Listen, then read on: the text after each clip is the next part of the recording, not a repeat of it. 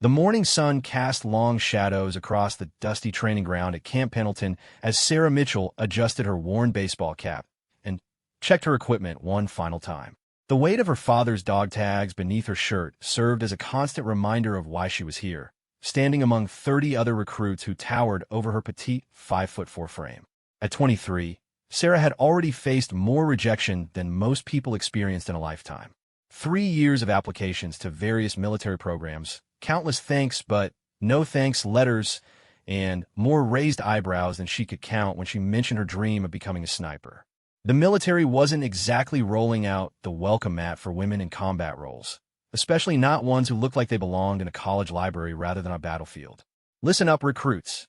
The voice of Master Sergeant Rodriguez cut through the desert air like a blade. Today begins your advanced marksmanship evaluation. You've all made it through basic training. You've shown competency with standard weapons, but this— he gestured toward the array of high-powered rifles laid out on tables. This separates the real marksman from the wannabes. Sarah's palms were sweating inside her gloves. She trained for this moment for 3 years, spending every free hour at civilian shooting ranges, studying ballistics, wind patterns, and breathing techniques. Her civilian instructor, a retired Marine named Pete, had told her she had natural talent, but talent and military acceptance were two different things. The other recruits began moving toward the weapons table, most gravitating toward the familiar M16A4 rifles they'd trained with extensively. Sarah's eyes, however, were drawn to something else entirely, a sleek Barrett M82, one sitting slightly apart from the other weapons. The .50 caliber sniper rifle was a beast of a weapon, designed for long-range precision shots that could neutralize targets from over a mile away. Mitchell, Sergeant Rodriguez's voice made her jump. You're up first. Select your weapon. This was it. Sarah could play it safe, choose the M16, blend in with the crowd, and probably pass with a decent score. Or she could reach for what she really wanted, what her heart told her she was meant to do, and risk everything on one decision. She walked past the smaller rifles, past the questioning looks of her fellow recruits, and placed her hand on the Barrett's cold metal surface. The weapon was nearly as tall as she was, weighing 30 pounds unloaded. Murmurs rippled through the group of recruits behind her. You sure about that, Mitchell? Rodriguez asked, his eyebrows raised. That's a serious piece of equipment. Maybe start with something more manageable. I'm sure, Sergeant, Sarah replied, her voice steadier than she felt. The murmurs turned to barely contained laughter. Jake Morrison, a 6'2" recruit from Texas who'd never missed an opportunity to remind everyone of his high school football achievements, was the loudest. Come on, Sarge, Jake called out, grinning widely. Little Sarah can barely carry that thing, let alone shoot it. She's going to get knocked flat on her back the first time she pulls the trigger. More laughter followed. Even some of the instructors were smiling, though they tried to hide it. Sarah felt her cheeks burn, but she kept her hand on the rifle. She'd heard it all before. In high school, when she'd joined the shooting club. In college, when she'd announced her military aspirations. From the recruiter who tried to steer her toward administrative roles. This isn't a joke, people, Rodriguez said, but his tone suggested he wasn't entirely convinced either. Mitchell, if you're determined to use the Barrett, you'll need to demonstrate proper form and safety protocols before you even think about loading it. Sarah nodded and began the process she'd rehearsed hundreds of times in her mind. She checked the weapon's safety mechanisms, demonstrated proper grip and stance, and explained the technical specifications in detail. The laughter gradually died down as the other recruits realized she actually knew what she was doing, but the skepticism remained thick in the air. All right, Mitchell, Rodriguez said finally. You'll be shooting at targets from 800, 1,000, and 1,200 yards. 3 shots at each distance. Standard scoring applies. He paused, studying her face. You absolutely sure about this? Yes, Sergeant. The shooting range stretched out into the desert, heat waves already beginning to shimmer in the distance despite the early hour. Sarah settled into the prone position behind the Barrett, feeling its weight and balance. This was different from the civilian ranges where she practiced. Here, careers were made or broken. Here, her dreams either came true or died in the dust. She loaded the massive .50 caliber round into the chamber, the metallic click echoing in the sudden silence. Everyone was watching now, instructors and recruits alike. Some were probably hoping she'd succeed, but many more were waiting for the spectacular failure they expected. The 800-yard target seemed impossibly small through the scope, a tiny speck in the vast desert landscape. Sarah controlled her breathing, feeling for the rhythm Pete had taught her. Inhale, exhale, find the natural pause between breaths where the body is stillest. Her finger found the trigger, applied steady pressure. The rifle roared like thunder, the recoil slamming into her shoulder with tremendous force. But Sarah had braced herself properly, absorbed the impact, and maintained her position. Through the scope, she saw the target clearly marked with a hit just outside the bullseye. "Not bad, Mitchell," Rodriguez called out, consulting his spotting scope. "But let's see if you can do it again." The second shot at 800 yards was closer to center. The third was dead on. Sarah felt a surge of confidence as she prepared for the 1,000-yard targets. This was what she'd trained for, what she'd dreamed about during those long nights studying military manuals and ballistics charts. The increased distance made everything more challenging. Wind became a major factor, and the heat shimmer distorted her view through the scope. But Sarah had learned to read these conditions, to feel the subtle shifts in air pressure, and adjust accordingly. Her first shot at 1,000 yards clipped the edge of the bullseye. The second was center mass. By now, the laughter had completely stopped. The other recruits were watching with growing amazement, and even some of the instructors were exchanging surprised glances. Jake Morrison's confident smirk had been replaced by a look of grudging respect. "Impressive shooting, Mitchell," Rodriguez said, but his tone suggested he thought it might be luck. "Now let's see how you handle the real challenge. 1,200 yards. This was sniper territory.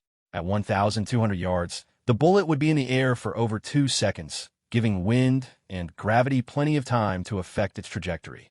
Many experienced marksmen struggled at this distance. For someone Sarah's size, with a weapon this powerful, it should have been nearly impossible. Sarah settled behind the Barrett once more, feeling the now familiar weight and balance. She studied the heat shimmer, watched the way the distant flags moved in the breeze, calculated drop and drift in her head. Everything Pete had taught her, everything she'd learned from hours of study and practice, came together in this moment. The first shot at 1,200 yards was low and left. Sarah made mental adjustments, compensating for what she'd learned from that first round. The second shot was closer, just outside the scoring rings, but on target. For the third shot, she took extra time, feeling for that perfect moment when everything aligned. The rifle's thunder echoed across the desert once more, and Sarah maintained her position. I pressed to the scope. Through the heat shimmer and dust, she could see the target clearly. Dead center bullseye. The silence that followed was profound. Rodriguez lowered his spotting scope and stared at Sarah for a long moment. The other recruits stood frozen, their earlier mockery forgotten in the face of what they'd just witnessed. "Well, I'll be damned," Rodriguez muttered, loud enough for everyone to hear. "Mitchell, that was some of the finest shooting I've seen in 20 years of service." But even as the compliments came, Sarah could see the wheels turning in the instructors' minds. Good shooting was one thing, but good shooting from someone who didn't fit the traditional mold was another matter entirely. She could practically hear the conversations that would happen after the recruits were dismissed, discussions about whether her performance was a fluke, whether she had what it took for the real challenges ahead. Jake Morrison approached as Sarah was cleaning the Barrett, his earlier hostility replaced by curiosity. "Where'd you learn to shoot like that?" he asked. "Civilian ranges mostly," Sarah replied, not looking up from her work. "Had a good instructor. No kidding. I've been hunting since I was 8, and I couldn't make those shots with that rifle. Thing kicks like a mule." Sarah finally looked up. "It's not about size or strength. It's about understanding the weapon, reading the conditions, controlling your breathing and heart rate, physics and patience." Jake nodded slowly. "Maybe I misjudged you. Maybe you did."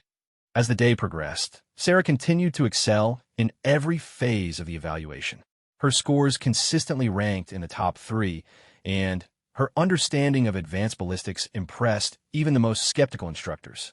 But she could still feel the undercurrent of doubt, the sense that her performance was being viewed as an anomaly rather than evidence of genuine skill.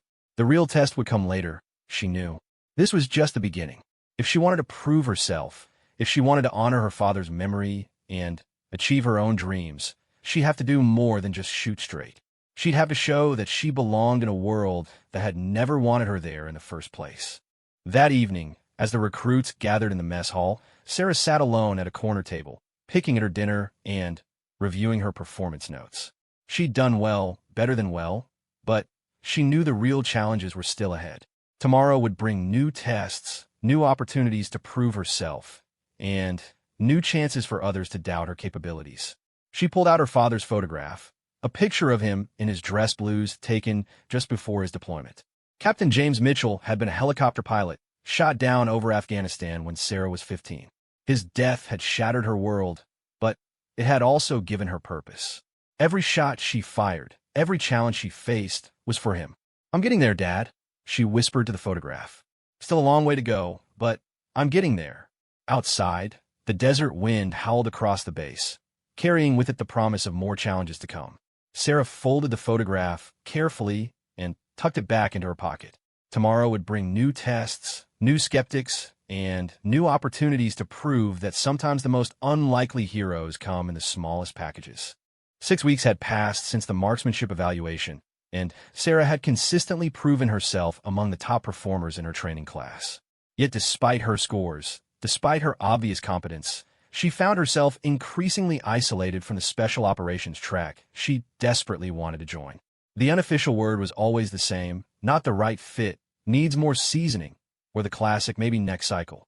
The morning briefing room was filled with tension as Major Patterson outlined the next phase of training. Advanced combat scenarios, hostage rescue simulations, and, most importantly, team selection for the upcoming joint exercise with Navy SEAL Team 6. This was the opportunity Sarah had been waiting for, a chance to work alongside the military's elite operators and prove she belonged at their level. 36 of you started this program, Major Patterson announced, his gaze sweeping across the assembled trainees. Only 12 will be selected for the joint exercise. Those 12 will have the opportunity to work directly with some of the most skilled operators in the world. For the rest of you, there's always next time. Sarah felt her stomach tighten. She knew her scores qualified her for selection, but she also knew that scores weren't the only consideration. The military was still adjusting to women in combat roles, and despite official policy changes, unofficial resistance remained strong. The selection process was brutal. 3 days of continuous testing that pushed every trainee to their physical and mental limits. Sarah found herself carrying communications equipment up mountain trails, providing sniper overwatch for mock rescue operations, and demonstrating her ability to work as part of a cohesive unit. Through it all, she could feel the weight of extra scrutiny, the sense that she had to perform not just well, but perfectly. On the final day, as the exhausted trainees awaited the results, Sarah sat cleaning her rifle and trying not to think about the possibilities. Jake Morrison, who had become something of an unexpected ally over the past weeks, dropped down beside her. "You've got this," he said quietly. "Your scores are better than half the guys here, and your tactical understanding is off the charts." "Scores aren't everything," Sarah replied, checking the rifle's action for the 100th time. "You know that as well as I do." Before Jake could respond, Major Patterson emerged from the command building with a clipboard in hand. The gathered trainees fell silent. Every face turned toward him with desperate hope. The following personnel have been selected for joint training operations with SEAL Team 6. Patterson began reading names from his list. Anderson, Chun Morrison. Sarah listened to each name, feeling her heart sink a little more with each one that wasn't hers. Jake shot her an apologetic look as his name was called. By the time Patterson reached the end of his list, 12 names had been read, and Sarah Mitchell wasn't among them. For those not selected, report to Captain Williams for alternative assignment briefings at 0800 tomorrow, Patterson concluded. That is all. As the selected trainees celebrated and the others dispersed in disappointed silence, Sarah remained seated, staring at the rifle in her hands. 3 years of preparation, months of training, top scores in nearly every category, and still it wasn't enough. She felt the familiar sting of rejection, but this time it cut deeper than all the others combined. "Mitchell." Major Patterson's voice made her look up. A word. She followed him into the command building, her mind racing through possible explanations for her exclusion. Was it her size? Her gender? Something else entirely? "Sit down," Patterson said, closing the door behind them. His expression was unreadable. "I suppose you're wondering why you weren't selected." "Yes, sir," Sarah replied, keeping her voice steady despite the turmoil inside. Patterson studied her for a long moment. "Your scores are exceptional.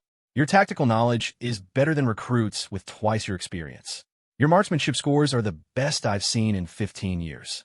But, Sarah prompted, but the SEAL teams operate in a very specific environment.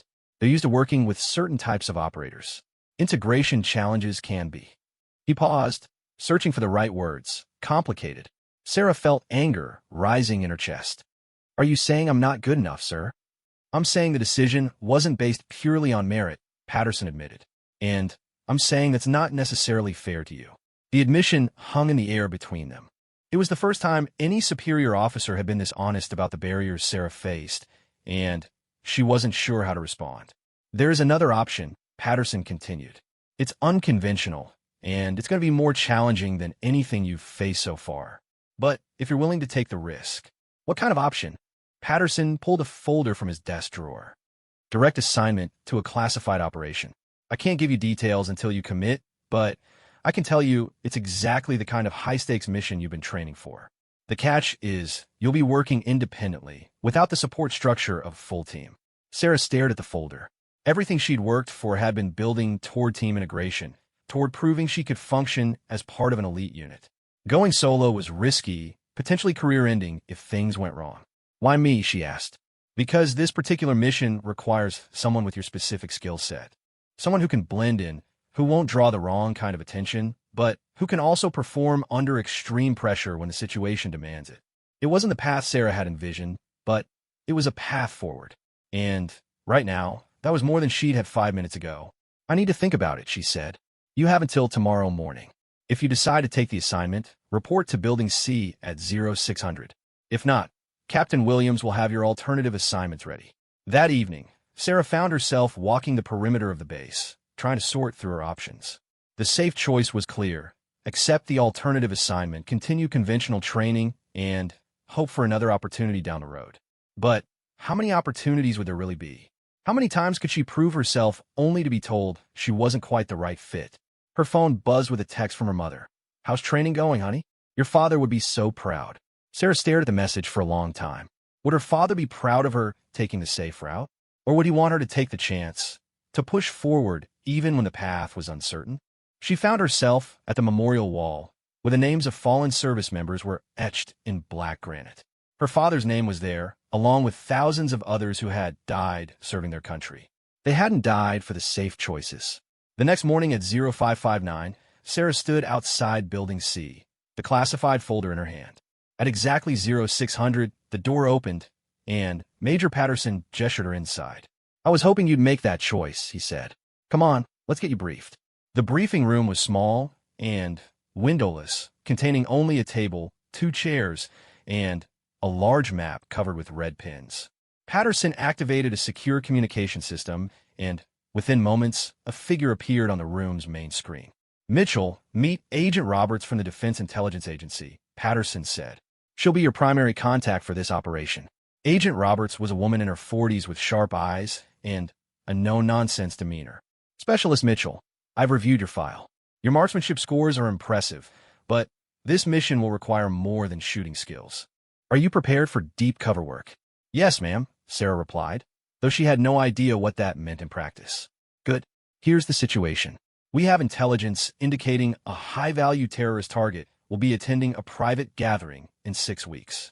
The location is a luxury resort in Montenegro, heavily secured, with extensive counter-surveillance measures. Traditional assault teams can't get close enough without triggering a full-scale military response. Roberts manipulated the display, showing satellite images of an opulent coastal resort.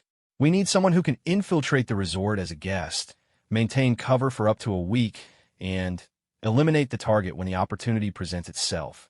The shot will likely be at extreme range under less than ideal conditions. Sarah studied the images, her mind already working through the tactical challenges. What's my cover identity? Art dealer from New York. Wealthy, sophisticated, attending the resort's annual art auction.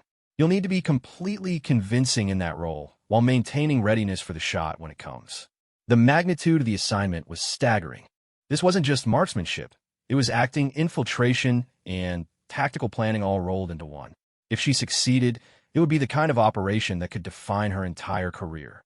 If she failed, questions Roberts asked. Sarah had dozens, but The most important one was simple.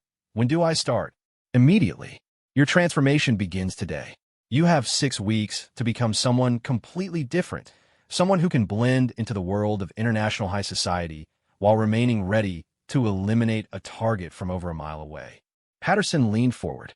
Mitchell, I need to be clear about something. This mission is classified at the highest levels. You can't discuss it with anyone, not your family, not your fellow trainees, not even other military personnel unless they're specifically cleared for this operation. As far as everyone else knows, you've been assigned to a routine training rotation in Virginia.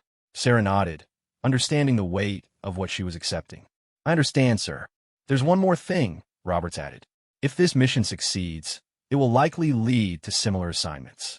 You'll essentially be pioneering a new type of operation for the military. The success or failure of this mission could determine whether operators like you get these opportunities in the future. The pressure of that responsibility settled on Sarah's shoulders like a lead blanket. She wasn't just representing herself anymore. She was potentially opening or closing doors for other women who might follow in her footsteps. I won't let you down, she said. Robert smiled for the first time since the briefing began. I don't think you will. Your training starts in 1 hour. Pack light. You won't be seeing this base again for quite some time. As Sarah left the briefing room, her mind raced with the enormity of what she'd just committed to. 6 weeks to transform herself from a military trainee into a sophisticated art dealer capable of assassination. 6 weeks to prepare for a mission that could either launch her career or destroy it completely. But as she packed her few belongings, she felt something she hadn't experienced in months. Genuine hope. Finally, someone was willing to bet on her abilities rather than focusing on her limitations. Finally, she had a chance to prove that her father's sacrifice had meaning, that his daughter was worthy of carrying on his legacy of service. The path ahead was uncertain and dangerous, but it was hers, and that made all the difference. The transformation was unlike anything Sarah had ever imagined. For 6 weeks, she lived in a secure facility outside Washington, D.C., where every aspect of her identity was systematically rebuilt. Gone were the military fatigues and combat boots, replaced by designer dresses, silk scarves, and shoes that cost more than her monthly salary. But the external changes were nothing compared to the mental reconstruction required. Art appreciation isn't just about knowing painters' names, Dr. Elizabeth Hartwell explained during one of their daily sessions. Dr. Hartwell was a former CIA operative who now specialized in creating deep cover identities. It's about understanding the cultural significance, the market dynamics, the personal relationships between collectors, dealers, and artists. You need to think like someone who's spent their entire life immersed in this world. Sarah struggled initially with the seemingly endless details. She memorized the histories of famous paintings, learned to distinguish between artistic periods with a glance, and practiced discussing market trends with the casual confidence of someone who regularly spent millions on canvas and sculpture. Her cover identity, Isabella Whitmore, was a second-generation art dealer from Manhattan whose late father had left her a gallery and enough money to play in the highest circles. The target is Alexander Kozlov, Agent Roberts explained during one of their tactical briefings. Former Serbian military officer turned arms dealer. He's responsible for supplying weapons to terrorist organizations across 3 continents. Traditional law enforcement can't touch him because he operates primarily in countries that don't extradite to Western nations. Sarah studied Kozlov's photograph and detailed profile. He was in his 50s, sophisticated, cultured, and absolutely ruthless. Intelligence suggested he'd be attending the Montenegro resort specifically for the art auction, where he was expected to purchase several pieces for his private collection. The challenge, Roberts continued, is that Kozlov travels with extensive security. The resort itself has state-of-the-art surveillance and protection systems. You'll need to maintain your cover for several days, establish yourself as a legitimate guest, and wait for the right opportunity. The tactical preparation was intense. Sarah practiced with a custom rifle that could be disassembled and hidden in an art portfolio case. She learned how to modify luxury items to conceal communications equipment and ammunition. Most challenging of all, she had to master the art of patience, waiting for the perfect moment while surrounded by potential threats. Remember, her tactical instructor emphasized, you're not just a sniper on this mission. You're an intelligence asset, a social operative, and a weapons specialist all in one. The shot itself might only take a few seconds, but everything leading up to it could take days of perfect performance. 3 weeks in her training, Sarah faced an unexpected test. Dr. Hartwell arranged for her to attend an actual high-end art auction in New York, completely in character as Isabella Whitmore. "This is your field test," Dr. Hartwell explained as Sarah adjusted her diamond earrings in a mirror. "You need to convince a room full of people who live in this world that you belong there. If anyone suspects you're not who you claim to be, the mission is over before it starts." The auction house was everything Sarah had studied, but had never actually experienced. Marble floors, crystal chandeliers, and walls lined with paintings worth more than small countries' annual budgets. The attendees moved through the space with the casual confidence of people accustomed to extraordinary wealth. Sarah's first challenge came almost immediately. A silver-haired woman approached her with the predatory smile of someone accustomed to social dominance. "Isabella Whitmore," the woman said, extending a perfectly manicured hand. "I am Victoria Ashford. I don't believe we've met, though of course I knew your father by reputation." Sarah's heart rate spiked, but her training kicked in. "Mrs. Ashford, what a pleasure. Father spoke of you often, though he always said you had the finest eye for impressionist work on the East Coast." Victoria's smile became genuinely pleased. He was such a charmer. "Tell me, are you here for the Monet? I heard through the grapevine that you might be interested." For the next 20 minutes, Sarah found herself in deep conversation about art market trends, recent acquisitions, and the complex social dynamics of Manhattan's gallery scene. Every detail she'd memorized, every personality trait she'd practiced, was tested in real time. When Victoria finally moved on to greet other friends, Sarah felt like she'd just completed the most difficult exam of her life. The evening continued to test her cover in unexpected ways. She bid on several pieces, maintaining the persona of someone with both taste and financial resources. She networked with dealers, collectors, and museum directors, each conversation a potential trap if she said the wrong thing or failed to demonstrate appropriate knowledge. By the end of the evening, Sarah had successfully purchased a small but significant piece, a minor work by a known artist that fit Isabella Whitmore's supposed collecting pattern. More importantly, she convinced a room full of experts that she belonged in their world. "Excellent work," Dr. Hartwell said on the car ride back to the facility. "You've essentially passed your final exam. Now we can focus on the specific challenges you'll face in Montenegro." The resort, Sarah learned, was more than just a luxury destination. Built into the cliffs overlooking the Adriatic Sea, it catered to an international clientele that valued both opulence and privacy. The annual art auction drew collectors from around the world, many of whom preferred to conduct their business away from the scrutiny of major art centers.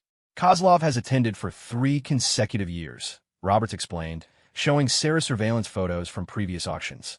"He always stays in the same suite, follows the same general schedule, and maintains the same security protocols. That consistency is both helpful and dangerous. Helpful because it makes his movements predictable, dangerous because his security team knows the environment intimately." Sarah studied the resort's layout, memorizing every corridor, exit, and potential shooting position. The auction house was built into the cliff face, with floor-to-ceiling windows that offered spectacular views of the sea. It was also where Kozlov would be most exposed, surrounded by other guests, but with limited security options due to the social nature of the event. "The shot will be challenging," Sarah's marksmanship instructor noted. "You'll be firing from an elevated position approximately 1,400 yards away, with significant wind factors due to the coastal location. Weather conditions can change rapidly, and you'll have only one opportunity." As her departure date approached, Sarah found herself thinking more and more about the weight of what she was about to do. This wasn't a training exercise or a test. She was preparing to take a human life in service of her country. The moral complexity wasn't lost on her, but neither was the reality of Kozlov's crimes. The intelligence files contained photos of villages destroyed by weapons he'd supplied, families killed by bombs bearing his fingerprints. "Second thoughts?" Dr. Hartwell asked during their final session. "No, Saradi Plaith. Just making sure I understand the full scope of what I'm taking on." That's healthy. The moment you stop thinking about the human cost is the moment you become dangerous to more than just your targets. 2 days before departure, Sarah received an unexpected visitor. Major Patterson arrived at the facility unannounced, requesting a private meeting. "I wanted to check on you before you leave," he said, settling into one of the comfortable chairs in the facility's conference room. This is a lot more than what I originally envisioned when I offered you this opportunity. I'm ready, sir, Sarah replied. Patterson studied her face. You look different. Not just the clothes and makeup, but something deeper. They've essentially created a completely new person. Isabella Whitmore, Sarah said with a slight smile. Art dealer, sophisticate, and, according to my legend, someone with excellent taste in both paintings and wine. Can you still find Sarah Mitchell in there? The question was more profound than it might have seemed on the surface. After weeks of intensive identity training, Sarah sometimes found herself thinking in terms of Isabella's preferences, Isabella's background, Isabella's relationships. The line between cover and reality had become increasingly blurred. She's there, Sarah said finally. She's the one who's going to make the shot. Patterson nodded approvingly. Good, because when this is over, when you come home, it's Sarah Mitchell we need back, not Isabella Whitmore. That evening, Sarah packed Isabella's extensive luggage, each item carefully chosen to support her cover.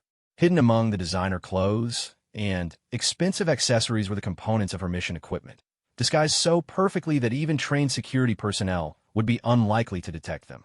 Her rifle, broken down into component parts, was concealed within what appeared to be a high-end camera equipment case. Ammunition was hidden in the false bottom of a jewelry box. Communications equipment had been built into the lining of a luxury purse.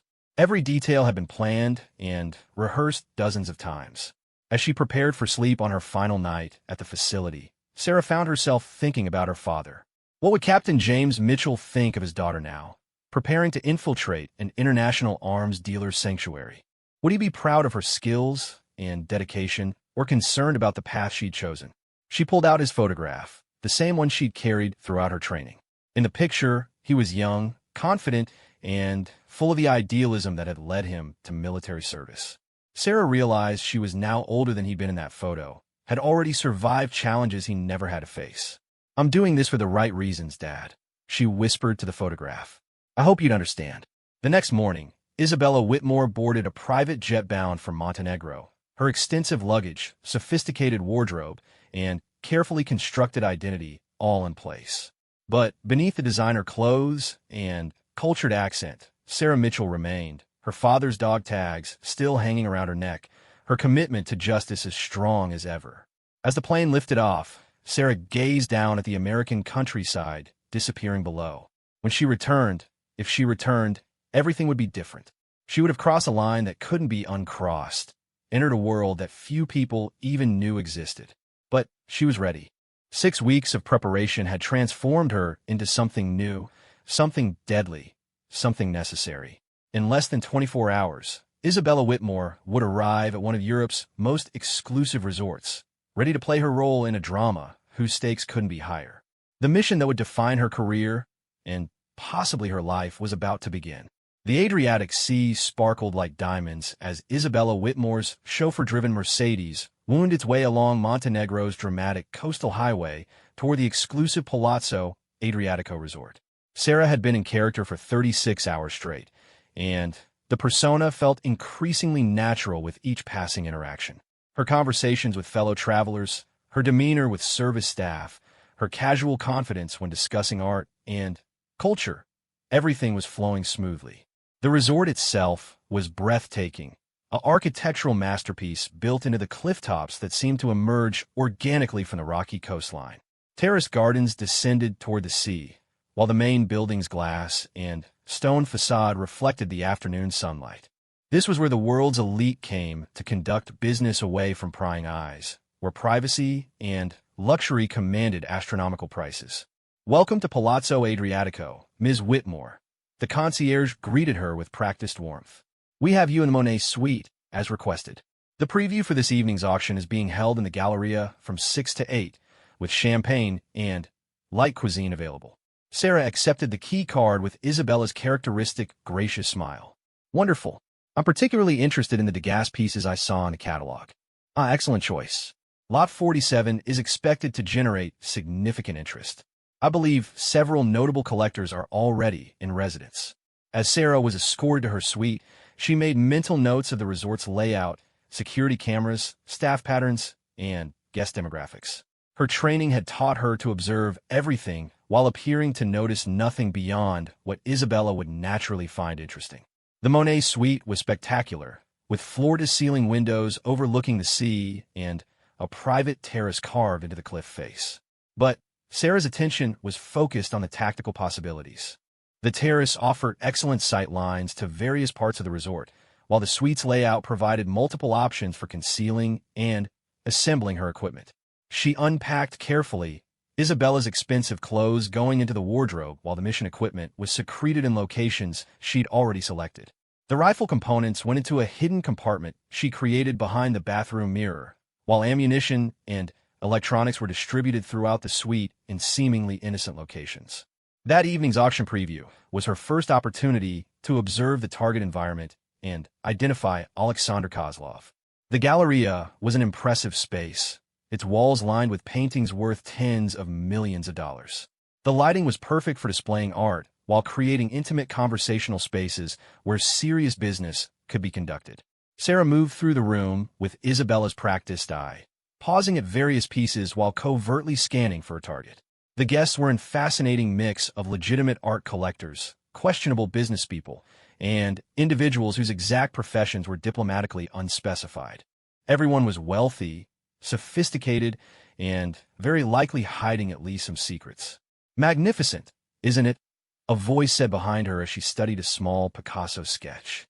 She turned to find an elegantly dressed man in his 60s, with silver hair and intelligent dark eyes. "Quite beautiful," Sarah replied, her training immediately identifying him for photographs. Alexander Kozlov, in person, discussing art just 3 feet away from her. "I don't believe we've met," Kozlov continued, extending his hand with European formality. "Alexander Kozlov." "Isabella Whitmore," Sarah replied, accepting his handshake with Isabella's confident grace. "A pleasure." "Whitmore, of course, the Manhattan Gallery. I recall your father's excellent reputation. My condolences on his passing." The conversation that followed was surreal. For 20 minutes, Sarah found herself discussing art with a man responsible for countless deaths, chatting about market trends and artistic merit while mentally cataloging details about his security arrangements, movement patterns, and personal habits. Kozlov was cultured, intelligent, and absolutely charming, which somehow made him even more dangerous. "I hope you'll find tomorrow's auction entertaining," Kozlov said as their conversation wound down. "There are several pieces I'm quite eager to acquire." "As am I," Sarah replied. "May the best collector win." Kozlov smiled. Indeed, as he moved away, Sarah felt the weight of what she'd just experienced. She'd looked into the eyes of her target, shared wine and conversation, even found herself almost liking his sophisticated demeanor. But beneath the cultured exterior was a man who had built his fortune on human suffering. The next morning, Sarah began her tactical preparations while maintaining Isabella's schedule of resort activities. She attended a wine tasting, participated in a guided tour of the resort's art collection, and enjoyed lunch on the terrace, all while conducting reconnaissance on security patterns and potential shooting positions. Her communications equipment, hidden in her purse, allowed her to receive updates from her handlers. The intelligence was concerning. Kozlov's security team had been reinforced for this visit, with additional personnel positioned throughout the resort. Something had made them more cautious than usual. Unknown variables have increased threat assessment. Came the encrypted message from Agent Roberts. Exercise extreme caution. Mission parameters remain unchanged, but expect enhanced countermeasures. Sarah acknowledged the warning while considering its implications. Enhanced security meant fewer opportunities and greater risk of exposure. It also meant that whatever intelligence operation had compromised Kozlov's normal security protocols might have also compromised her mission. That afternoon, she assembled her rifle for the first time since arriving at the resort. Working with practiced efficiency in her suite's bathroom, she connected the components that had been disguised as camera equipment. The weapon emerged piece by piece: barrel, stock, scope, trigger assembly. Within minutes, Isabella Whitmore's expensive camera gear had become a precision instrument capable of eliminating targets at extreme range. Sarah spent an hour testing the rifle's balance and checking the scope's alignment, using the bathroom's mirror to simulate aiming positions. Everything felt perfect, the weapon an extension of her own body after months of training. Tomorrow's auction would provide her opportunity, assuming Kozlov followed his established patterns. But That evening brought an unexpected complication. As Sarah prepared for the auction's cocktail reception, her secure phone buzzed with an urgent message from Agent Roberts. Secondary intelligence asset compromised. Kozlov's security heightened. Consider extraction if mission parameters become untenable. Sarah stared at the message, understanding its implications. Someone else working this operation had been discovered or had compromised themselves. Kozlov's increased security wasn't random caution. It was a specific response to a perceived threat. She could request immediate extraction, abandoning the mission, and returning safely to the United States. It would be the prudent choice, the safe choice. Or she could continue forward, adapting to the new circumstances and completing the mission despite the increased risks. Sarah thought of her father, of the months of preparation that had brought her to this moment, of the villages destroyed by weapons Kozlov had supplied to terrorists. She deleted the message and prepared to attend the reception. The evening's gathering was more subdued than the previous night's preview. Security personnel were more visible, guests seemed warier, and conversations were conducted in quieter tones. Something had definitely changed in the resort's atmosphere. Sarah found Kozlov near the bar, surrounded by a security team, and engaged in what appeared to be a serious conversation with two other men. Their body language suggested tension, concern, possibly even fear. Whatever had compromised the other intelligence asset had clearly reached Kozlov's attention. She positioned herself within listening distance, pretending to study a nearby sculpture while straining to hear their conversation. The men were speaking in what sounded like Serbian, but she caught enough English phrases to understand the general topic: security protocols, potential threats, and evacuation procedures. Perhaps we should consider departing early. One of the men suggested in accented English. Kozlov shook his head firmly. No, I have business to complete here. We maintain our schedule, but increase precautions. If someone is hunting me, running will only confirm their suspicions. Sarah felt a chill. Kozlov wasn't just aware of increased security threats. He suspected he was being actively hunted. Tomorrow's auction might be her only opportunity, but it would also be the most dangerous possible scenario for attempting the mission. As the evening progressed, Sarah observed Kozlov's security arrangements with growing concern. His bodyguards had doubled, electronic countermeasures were being deployed throughout the resort, and the man himself seemed hyper-vigilant. The relaxed, cultured collector she'd met the previous evening had been replaced by someone who understood he was in mortal danger. Back in her suite that night, Sarah faced the most difficult decision of her life. The mission had become exponentially more dangerous, with success uncertain and capture or death increasingly likely outcomes. She could still request extraction, disappear into the night, and leave Kozlov to continue his deadly business. But as she held her father's photograph, Sarah realized she'd already made her choice the moment she'd accepted this assignment. Captain James Mitchell hadn't backed down from danger when he'd flown into hostile territory, knowing he might not return. His daughter wouldn't back down either. She sent a brief message to Agent Roberts. Mission continues as planned. We'll adapt to circumstances. The response came quickly. Understood. Good luck, Phantom. Phantom. It was the first time anyone had used her operational code name, the identity she'd earned through months of training and preparation. Sarah Mitchell had disappeared into Isabella Whitmore, who would soon disappear into Phantom, the ghost who could eliminate targets from impossible ranges while remaining unseen and unknown. As she prepared her equipment for the next day's mission, Sarah felt a strange calm descending over her. The months of training, the weeks of identity reconstruction, the years of preparation, everything had led to tomorrow's auction. She would have one chance, one moment when Kozlov would be vulnerable despite his enhanced security. Outside her window, the Adriatic Sea reflected the moonlight in patterns that shifted and changed with each wave. By this time tomorrow, Alexander Kozlov would be dead, and Sarah would either be escaping into the night or captured by security forces. There was no room for doubt, no space for fear. Tomorrow, Phantom would take her first shot in anger, and the world would be a slightly safer place. Or everything would go catastrophically wrong, and Sarah Mitchell's military career would end in a foreign prison cell. Either way, there was no turning back now. The morning of the auction dawned gray and windy, with storm clouds gathering over the Adriatic Sea. Sarah woke before sunrise, her body automatically adjusting to mission protocols even while her mind remained locked in Isabella Whitmore's sophisticated persona. She performed her usual morning routine, yoga, coffee, review of art catalog notes, while mentally rehearsing every aspect of the tactical plan. Weather conditions were problematic. Wind speeds were variable and unpredictable, with gusts reaching 15 to 20 miles per hour. At 1,400 yards, even small variations in wind direction could throw her shot off by feet rather than inches. But the gray sky provided excellent concealment for her firing position, and the gathering storm would mask the sound of her rifle. Sarah spent the morning maintaining Isabella's cover, attending a brunch for auction participants, and engaging in conversations about the day's lots. But every interaction felt surreal, as if she were watching herself perform from a great distance. The nervous energy that had characterized her early weeks of training had been replaced by an almost supernatural calm. At 2 p.m., she returned to her suite and began her final preparations. The auction would begin at 4 o'clock, with Kozlov expected to arrive precisely at 3:45 according to his established patterns. Sarah would need to be in position no later than 3:30, which meant beginning her movement within the hour. She changed from Isabella's elegant brunch attire into more practical clothing, dark colors that would blend with shadows, soft-soled shoes for silent movement, and a lightweight jacket that concealed her communications equipment.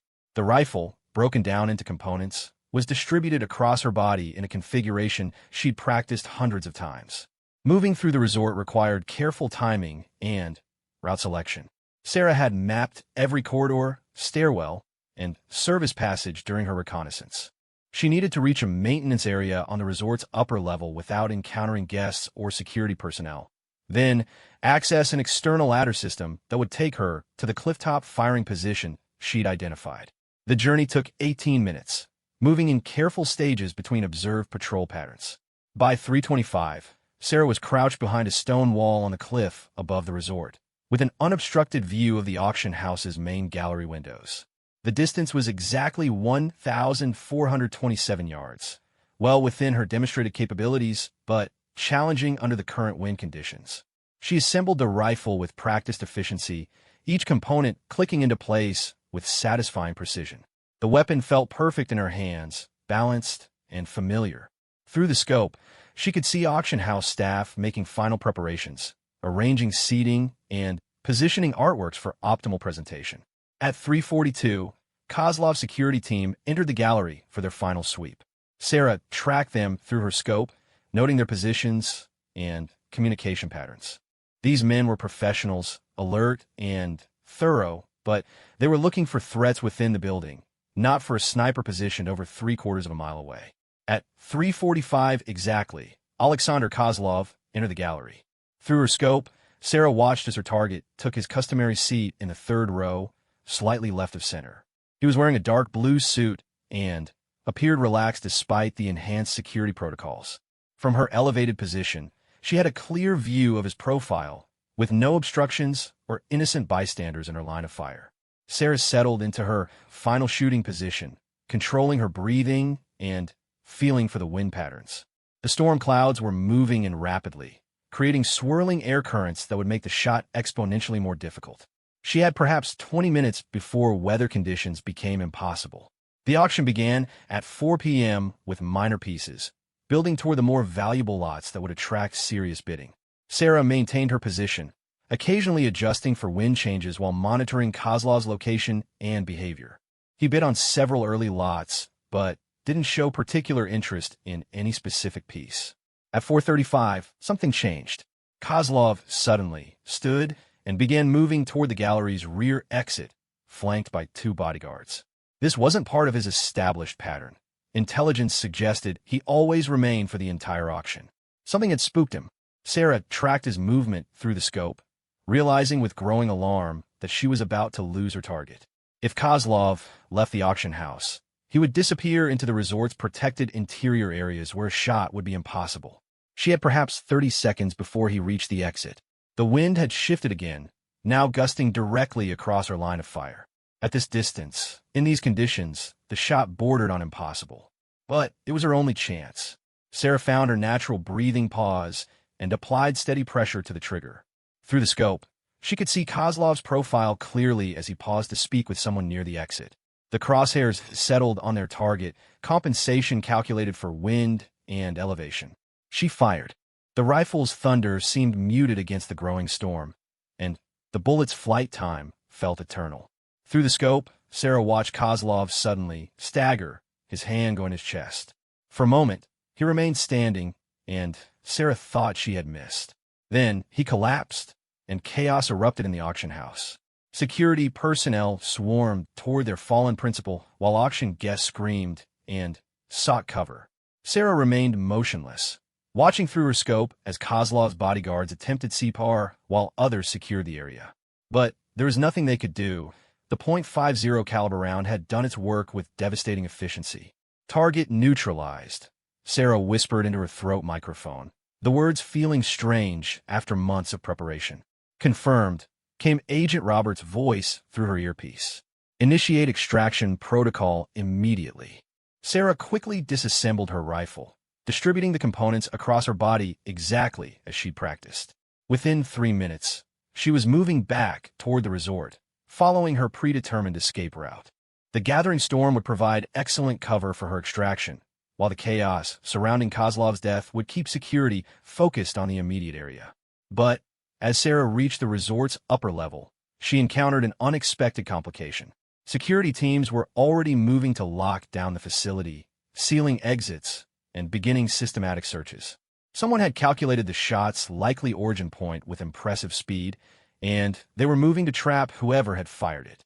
Sarah found herself trapped in a service corridor as armed security personnel moved through the area. Her civilian clothing and lack of obvious weapons allowed her to blend in with panicked resort staff, but a detailed search would quickly reveal the rifle components concealed on her person.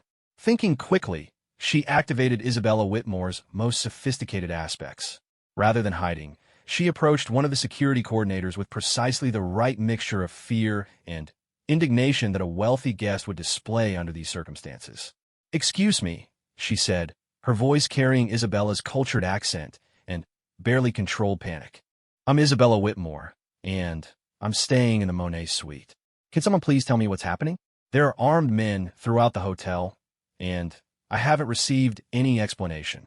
The security coordinator, a professional trying to manage multiple crises simultaneously, saw exactly what Sarah intended him to see: a frightened but demanding wealthy guest who required immediate attention. "Ms. Whitmore, I apologize for the disruption," he replied. "There's been a security incident, and we're implementing protective protocols. Please return to your suite immediately and remain there until further notice." A security incident? What kind of incident requires this level of response? Sarah pressed, maintaining Isabella's character while moving toward her planned escape route. "I can't discuss specifics, ma'am. Please, for your own safety, return to your room immediately." Sarah allowed herself to be escorted back toward the guest areas, all while the rifle components remained undetected beneath her clothing. Once out of the immediate security perimeter, she could continue toward her extraction point. But reaching the extraction point required her to cross the resort's main lobby, where security was most concentrated. Sarah realized she needed to completely abandon Isabella Whitmore and become someone else entirely, someone who belonged in the chaos surrounding an assassination.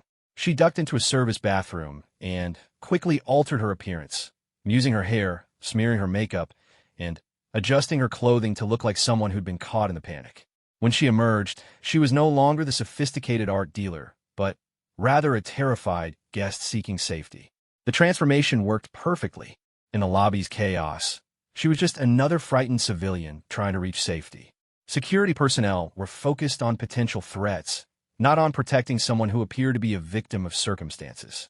Sarah reached the designated extraction point, a service door leading to the resort's delivery area, at exactly 5:30 p.m. A nondescript van was waiting, its driver appearing to be a local tradesman, but actually a highly trained extraction specialist. "Ms. Whitmore," the driver asked as Sarah approached. "That's a name I won't be using anymore," Sarah replied, the agreed-upon authentication phrase.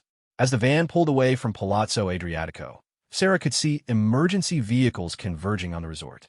Police cars, ambulances, and what appeared to be military vehicles were creating a massive response perimeter.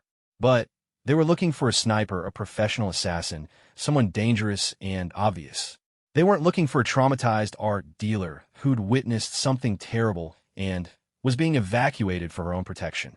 6 hours later, Sarah was on a private aircraft departing Montenegro's airspace, her mission complete and her extraction successful. As the plane climbed toward cruising altitude, she finally allowed herself to process what had just occurred.